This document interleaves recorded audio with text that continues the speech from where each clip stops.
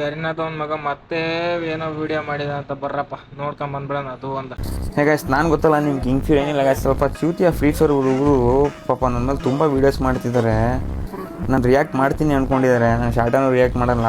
ಅಲ್ಲೋ ಒಂದ್ಸರ್ತಿ ಬಗ್ಗಾರ ನೋಡ್ಕ ನಿಂಗೆ ಶಾರ್ಟ್ ಆಯ್ತಾ ಇಲ್ಲ ಅನ್ನೋದು.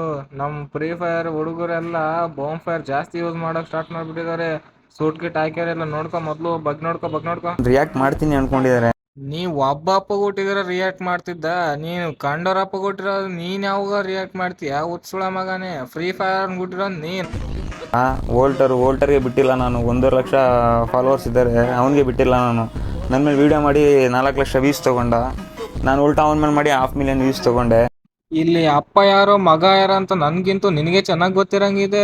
500,000 ವ್ಯೂಸ್ ತಗೊಂಡಿರೋರು ಯಾರಂತ ಒಂದ್ಸರ್ತಿ ಕಮೆಂಟ್ ಮಾಡ್ರಿ ಎಲ್ಲ ನೋಡೋಣ. ನಮ್ಮನ್ನು 1v3 1v4 ಕ್ಲಚ್ಚಿನ ವೀಡಿಯೋಸೇ ಇಲ್ಲ ನಿಮ್ಮ ಇದ್ರಾಗೆ ವೈಟಿ ಚಾನಲ್ಗೆ, ಇನ್ಸ್ಟಾಗ್ರಾಮ್ ಚಾನಲ್ಗೆ. ಲೇ ನಿನಗೆ ಉತ್ಸುಳೆ ಮಗ ಅಂತ ಸುಮ್ಮನೆ ಹೇಳ್ತೀನ? ಅದು ವೈಟಿಕ್ ಚಾನಲ್ ಅಲ್ಲ, ಯೂಟ್ಯೂಬ್ ಚಾನಲ್. ಮೊದಲು ಕಂಟೆಂಟ್ ಮಾಡೋದ್ ಕಲಿ ನೀನು, ನನಗೆ ತೊಣ್ಣಿ ಹೇಳ್ತಿ ಬೋಳಿ ಮಗನೇ. 1v3 1v4 ಕ್ಲಚ್ ವಿಡಿಯೋನೇ ಇಲ್ಲ ಅಂತೀಯಲ್ಲೋ. ಇನ್ನು ಓದ್ ವಿಡಿಯೋ ನಿಂದು ರೋಸ್ಟ್ ಮಾಡಿರೋದ್ರಲ್ಲೇ ತೋರಿಸಿದ್ನಲ್ಲ 1v4 ಕ್ಲಚ್ ಮಾಡಿರೋದು.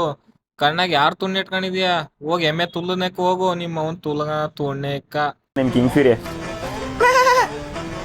ಸಾರಿ ಗುರು, ಈ ಮೇಕನ್ ನಾನೇ ದೇವ್ರಿಗೆ ಬಿಟ್ಟಿದ್ದೆ. 5ನೇ ತಾರೀಕಿಗೆ ಕಡ್ದು ಬಿಡ್ತೀನಿ CB ಜಾತ್ರೆಗೆ. ಎಲ್ಲ ಮರಿದಂಗೆ ಬಂದ್ಬಿಡ್ರಿ.